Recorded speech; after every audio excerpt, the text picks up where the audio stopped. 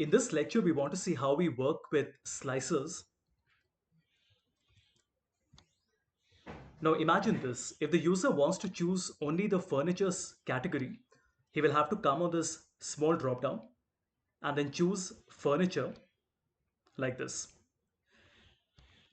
Now the problem here is that even though you're getting the result, every time to come to the drop down and make a change here can be very time consuming. A better way of letting the user decide which of the subcategory or category they want to select is to simply add two slicers. So we want to click on Pivot Table Analyze, click on Insert Slicer. Now we get a list of all the fields that are available and we want to choose two of them. So we want to choose our category, which is right at the top, and we want to choose our subcategory, which is the last one. As a matter of fact, let us also choose the segment, and you notice that it creates these three different slicers for us. So we can simply place it towards the right. So I'll create a slicer for my category that comes at the top. Below that, we have our segment, and on the right, we can keep all our subcategories. And I'm sure you would have guessed it. The advantage of doing this is that we don't have to click on the drop down anymore.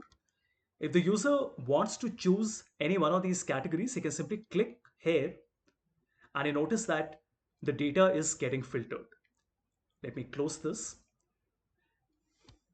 Right? And I'm sure you will agree that doing this is much simpler than having to click on the drop down and then select the items that you wanted. On the slicer, we can make a few cosmetic changes. So on the slicer tab, there are these different slicer styles available. So we can choose any of these styles.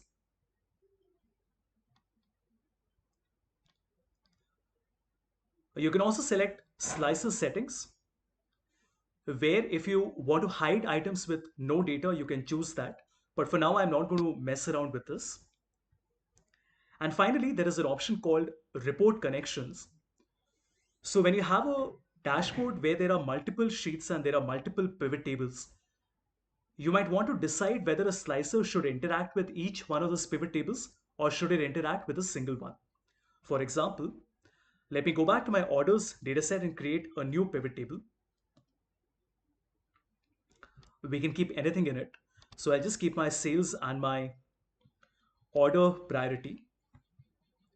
Now notice carefully. If I choose furniture, the data gets filtered here, but if I click on sheet number 2, you notice the data is not getting filtered. The reason for this is because by default, a slicer can only work on a current sheet. It cannot work with all the other sheets. If you want that to happen, then you click on slicer, select report connections, and here you can decide which are the sheets with which you want a slicer to be synced.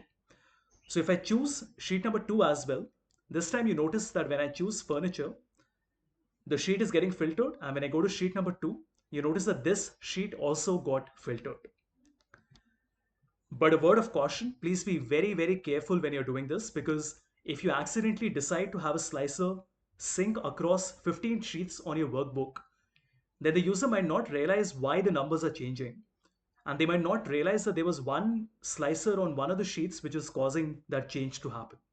So please be very sure that you want this to happen. By default, a slicer only works on the present sheet, but if you wanted to work on all the sheets, you can always do that.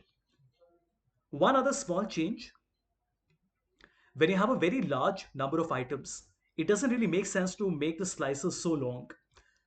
In such a case, you can go to slicer options and you can select the number of columns, and I can make it 2 so that all my items now appear in 2 different columns.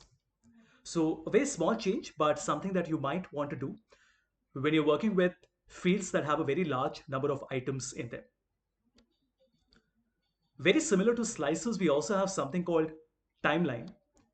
So when we click on Pivot Table Analyze and select a timeline, this time you notice there are only two fields that appear here. We have order date and ship date. So let's choose the order date. And you notice the slicer looks a little different than earlier. And let's increase the size. Now here you notice I can choose the period for which we want to see the data from 2012 all the way up till 2015. So let me change the level of aggregation not to month but to years. And now as you can see, when I click on a year, the data is getting filtered only to show me that particular year. Let me in fact remove the calculation so you can see the differences more prominently. And let us also remove the decimal places. Excellent. So you notice that when I choose a year, then every time the numbers are shifting. We can also choose the quarter and then simply drag and select the number of quarters that we want.